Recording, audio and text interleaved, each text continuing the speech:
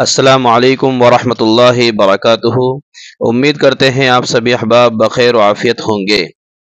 2 دن کے بعد جو ہے کہ رمضان المبارک کی آمد ہے،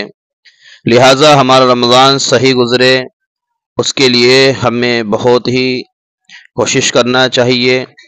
اور چند اعمال کی اگر انشاءاللہ ہم پابندی کر لیں گے تو ہمارا رمضان المبارک جو ہے بالکل صحیح گزرے گا۔ ہمیں اس کے اندر انشاءاللہ شب قدر بھی نصیب ہو سکتی ہے اگر ہم اس اعمال کی پابندی کر لیں۔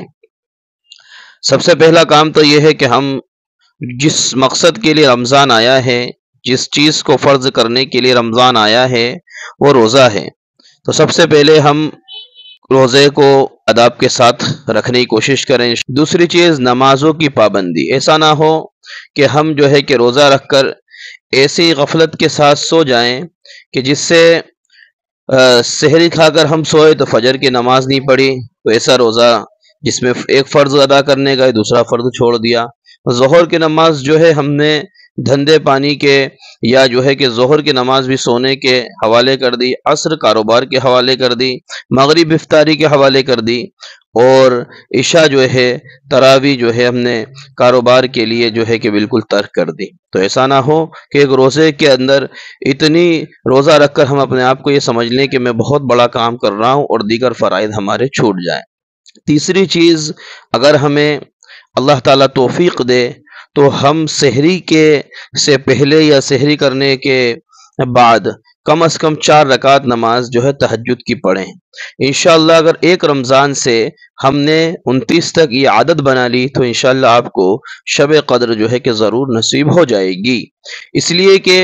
ہم نے مغرب کے بعد جو ہے نماز پڑھی، اس کے بعد عشاء کے بعد نماز تراویح پڑھی، اور عشاء کے بعد تراویح پڑھنے کے بعد وطر پڑھے، اور تہجد بھی الحمدللہ اکثر حصہ ہمارا جو ہے رات کا عبادت میں گزرا۔ بس ایک بات کا اس میں خیال رکھنا ہے کہ ہم سے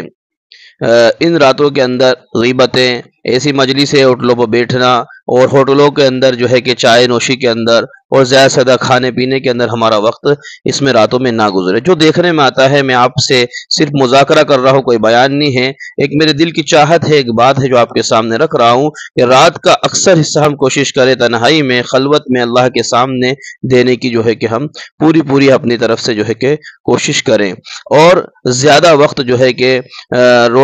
روزہ بھی آپ نے رکھا، نماز بھی الحمدللہ پڑھی، اور تراویح بھی پڑھی، سب کچھ کیا، یہ آپ نے بہت نیکی کے کام کیا، لیکن شیطان اور نفس جو ہے چاہے گا کہ آپ کی کس طریقے سے آپ کی نیکی برباد کر دے، اس لیے آپ کو